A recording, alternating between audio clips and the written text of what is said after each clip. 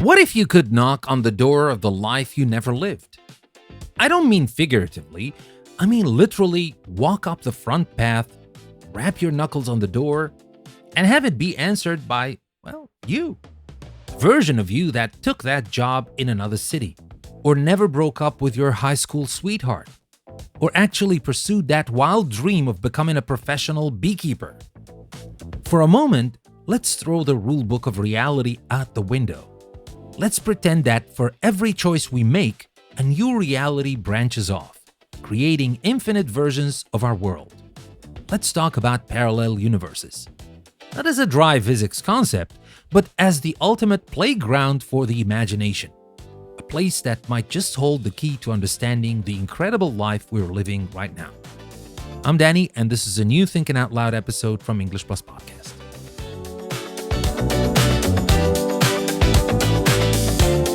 We all have them, don't we? Those ghost lives that flicker at the edges of our minds. The what-ifs that surface on quiet Tuesday afternoons. What if I'd gone to art school? What if I'd been brave enough to say I love you first? What if I'd bought that plane ticket on a whim? The idea of parallel universes gives those ghosts a home. It says that somewhere, in another layer of reality, that version of you exists.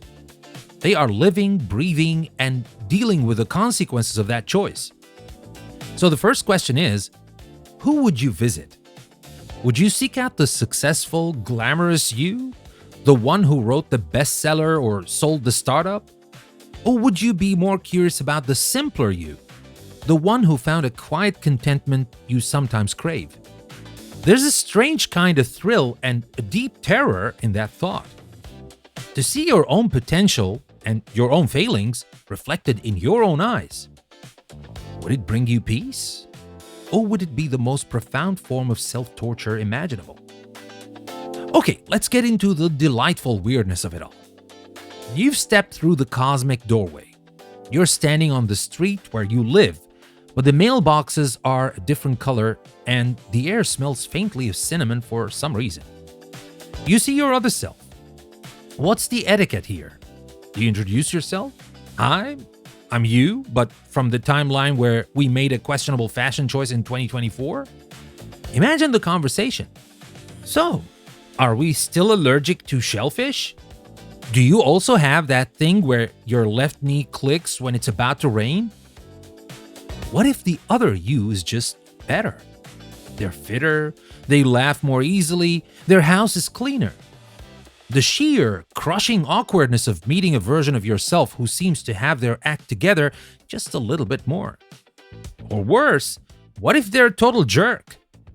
You'd have to sit there forcing a smile thinking, wow, I'm really capable of being that annoying. It's the ultimate family reunion and your older relatives. This game gets even bigger when you zoom out from your own little lives. Forget your personal choices for a second. What about the big ones? Imagine visiting a universe where the dinosaurs weren't wiped out by an asteroid. A world of gleaming cities alongside majestic grazing brachiosauruses. Or what about a world where technology took a different turn? Where instead of smartphones, we developed incredible organic technologies, and our buildings were grown, not built. A universe where the Beatles stayed together and released another 10 albums. Think of the beauty and the tragedy of it. For every masterpiece of art we have, there are a million others that were never created because one person made a different choice. For every moment of peace, there are timeless, still locked in terrible wars that we managed to avoid. It paints a picture of our own reality as something incredibly fragile and precious. A beautiful, improbable accident built on a mountain of cosmic coin flips. It makes you look around and see the magic in the fact that any of this exists at all. But now let's talk about the danger of the better place. Here's where the dream could curdle into a nightmare. The danger of this kind of travel isn't a monster or a paradox. It's contentment. The grass is always greener in the adjacent universe. What if you found a world that was almost identical to yours, but just better?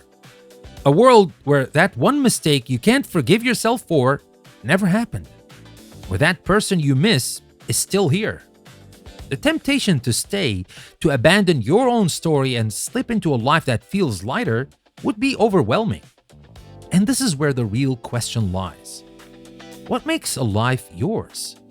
Is it the collection of successes, or is it the whole messy tapestry, the triumphs, the failures, the scars, the regrets? Perhaps the perfect life isn't your life at all. Perhaps our struggles are the very things that give our existence its unique shape and meaning. Maybe home isn't the place with the least pain, but the place where your pain and your joy have earned their keep. Alright, now, let's gently close the door to those other worlds and come back to this one. The truth is, we don't have a machine for this. But we don't need one. The most powerful universe-hopping device in existence is sitting right between your ears. Your imagination. The ability to ask what if is not just a tool for writers and artists. It's a fundamental human superpower.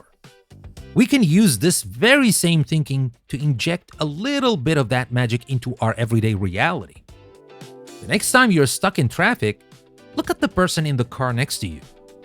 In another universe, what's their story? Are they a secret agent? Are they the you who learned to play the guitar? That boring office building you pass by every day. In another timeline, it's the epicenter of a musical revolution. This isn't about being silly or immature. It's about using that inner child's sense of wonder to paint a richer, more interesting world over the one we see. It's a way to remind ourselves that reality is not fixed, and that possibility is everywhere. So here's my question to you. Forget about visiting other universes for a moment. If you could send a one-sentence message to the you in another timeline, any timeline you can imagine, what would you say? And what does your answer tell you about what matters most in this one? Well, let me know in the comments. I have a feeling the answers will be fascinating. And that was another Thinking Out Loud episode from English Plus Podcast. Thank you very much for listening. I'll see you again next time.